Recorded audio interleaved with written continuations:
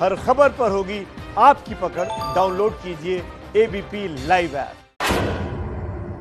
नमस्कार। कोरोना संकट के बीच सामाजिक दूरी के नियमों के साथ हम 5 एंकर्स आज से नए अंदाज में करेंगे खबरों का पंचनामा में आपका बहुत बहुत स्वागत है। और देखिए, जब लॉकडाउन शुरू हुआ था तो पंचनामा बंद हो गया था, आप लोग देख नहीं पा रहे थे क्योंकि सामाजिक दूरी का ख्याल रखना था। अब अनलॉक शुरू हो चुका है, इसलिए एक बार फिर हम 5 एंकर्स आ गए पंचनामा लेकर। और याद रखिएगा, सामाजिक दूरी का नियम निभाते हुए रोज मुलाकात होगी आपसे। बिल्कुल, देखिए, कोरोना के साथ तालमेल बनाकर आगे बढ़ना इस वक्त की सबसे बड़ी जरूरत है। इसलिए हम 5 एक साथ तो है, लेकिन सोशल डिस्टेंसिंग के साथ। पंचनामा में हम कोरोना की बात भी करेंगे। दुनिया भर में कोरोना मरीज के तादाद में भारत अब तीसरे नंबर पर पहुंच चुका है। बिल्कुल, और गैंगस्टर विकास दुबे को लेकर अब तक बहुत सारे खुलासे हुए हैं। हालांकि पुलिस अब तक विकास को पकड़ नहीं पाई है। ये खबर भी आपको आगे जी। और शिकायत शुरुआत करेंगे आज की बहुत अहम खबर के साथ। देखिए, गलवान घाटी में करीब 1 महीने से चल रहे तनाव के बीच अब एक अच्छी खबर आई है। चीनी सेना ने अपने कैंप पीछे कर लिए हैं,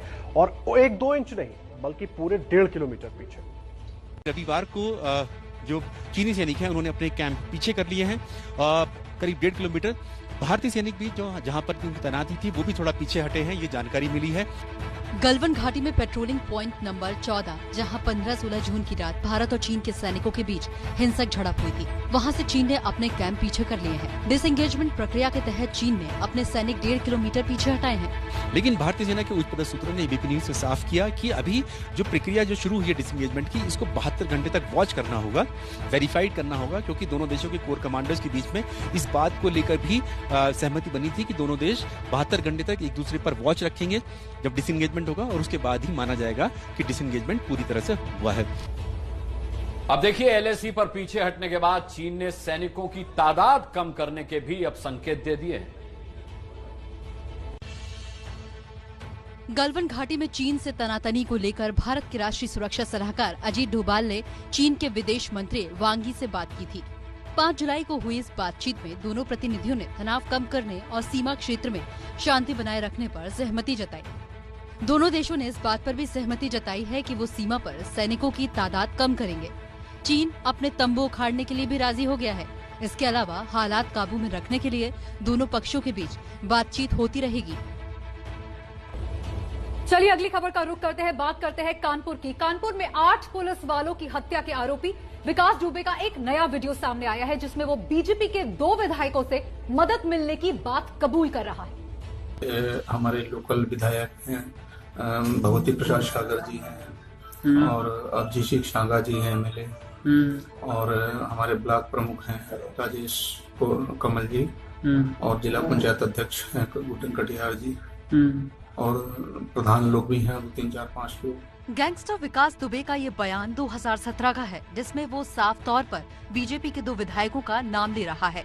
इस बयान के मुताबिक बिल्लौर के बीजेपी विधायक भगवती सागर और बिठूर के बीजेपी विधायक अभिजीत सांगा ने उसकी मदद की थी। इस वीडियो के सामने आने के बाद दोनों विधायकों ने आरोपों से इनकार किया है। कभी भी आज तक किसी से भी उसके संबंध में कभी भी कोई सिफारिश नहीं की है। बीजेपी विधायक अभिजीत सांगा ने विकास दुबे के खिलाफ पुलिस में केस दर्ज कराने का दावा किया। ये आपराधिक तत्व जो हम लोगों का नाम ले रहे हैं, निश्चित रूप से विधिक कार्रवाई में करने जा रहा हूं। पंचनामा में अगली खबर भी विकास दुबे से ही जुड़ी हुई है। कानपुर हत्याकांड को अंजाम देने वाले विकास दुबे की तलाश में जुटी पुलिस जगह जगह उसके पोस्टर लगा रही है। आशंका जताई जा रही है कि विकास दुबे नेपाल भाग चुका है या फिर भागने की फिराक में है। इसलिए बहराइच में भारत नेपाल बॉर्डर पर उसके पोस्टर लगा दिए गए हैं। यहाँ से गुजरने वाली हर गाड़ी की तलाशी ली जा रही है। यूपी के कानपुर उन्नाव के बीच स्थित टोल प्लाजा पर भी विकास दुबे के पोस्टर लगाकर उसके बारे में जानकारी जुटाई जा रही है। फरार विकास दुबे पर इनाम की राशि बढ़ाकर 2.5 लाख कर दी गई है। इस बीच बिकरू कांड में इंचार्ज दरोगा और 3 सिपाहियों को सस्पेंड कर दिया गया है। इन सबके कॉल डिटेल की जांच से पता चला है कि ये विकास दुबे के संपर्क में थे। और देखिए, विकास दुबे को लेकर के कई खुलासे हुए हैं। विकास दुबे कांड में शहीद हुए सीओ देवेंद्र मिश्रा के परिजनों ने कानपुर पुलिस पर गंभीर आरोप लगाए हैं। कानपुर के शहीद सीओ देवेंद्र मिश्रा ने एक चिट्ठी लिखकर गैंगस्टर विकास दुबे के साथ पुलिस की मिलीभगत पर सवाल उठाए थे। उन्होंने पुलिस के आला अधिकारियों को आगाह किया था, लेकिन कोई कार्रवाई नहीं की गई। अन्य माध्यम से भी जानकारी हुई है कि श्री विनय कुमार तिवारी का पूर्व से विकास दुबे के पास आना जाना व वार्ता करना बना हुआ था। यदि थानाध्यक्ष ने अपने कार्य प्रणाली में परिवर्तन न किया तो गंभीर घटना घटित हो सकती है, जो हो गई। ये मार्च में बता दिया गया था उच्च अधिकारियों को। और अब आपको कोरोना से जुड़े अपडेट भी दे देते हैं। दुनिया भर में कोरोना मरीजों की संख्या में रूस को पीछे छोड़ भारत अब तीसरे नंबर पर आ गया है। पिछले 24 घंटे में देश भर में कोरोना के 24,000 से ज्यादा मरीज सामने आए हैं। देश में कोरोना मरीजों की तादाद 6,97,000 से ज्यादा हो चुकी है। हालांकि अच्छी बात यह है कि देश में रिकवरी रेट बढ़कर 60% से ज्यादा हो गई है। वहीं ICMR ने दावा किया है कि अब तक देश भर में 1 करोड़ से ज्यादा कोरोना टेस्ट हो चुके हैं। देश भर में कोरोना वायरस के बढ़ते मामलों के बीच दिल्ली के मुख्यमंत्री अरविंद केजरीवाल ने कहा कि दिल्ली में कोरोना मरीजों की संख्या 1 लाख के पार हो चुकी है। हालांकि ठीक होने वाले लोगों की संख्या भी बढ़ी है।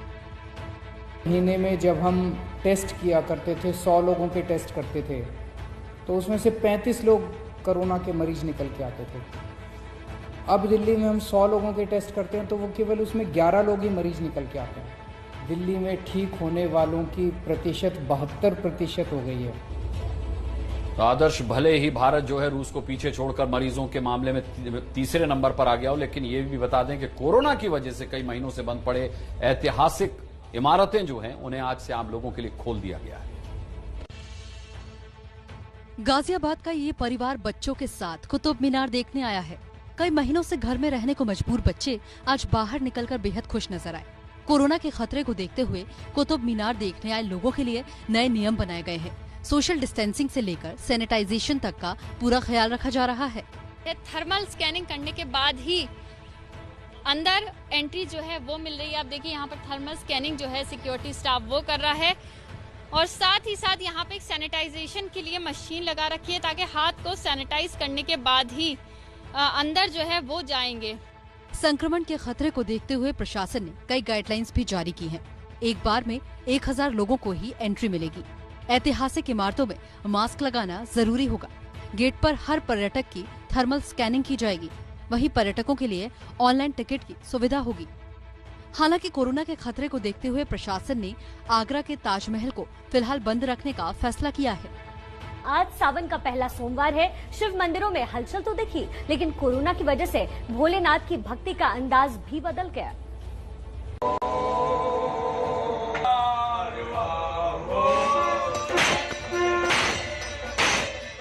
महाकाल के भव्य रूप का श्रृंगार कर भस्म आरती की जा रही है। इस बार सावन सोमवार के पहले दिन उज्जैन के महाकालेश्वर में नजारा पहले से अलग था। पुजारियों ने मास्क पहने थे और हमेशा हजारों की भीड़ से पटे रहने वाला महाकाल का दरबार पूरी तरह से खाली था। द्वादश ज्योतिर्लिंगों में एक काशी विश्वनाथ में पहले सोमवार पर बेहद कम श्रद्धालु नजर आए। लाइन में लगे लोगों ने सोशल डिस्टेंसिंग का पालन किया।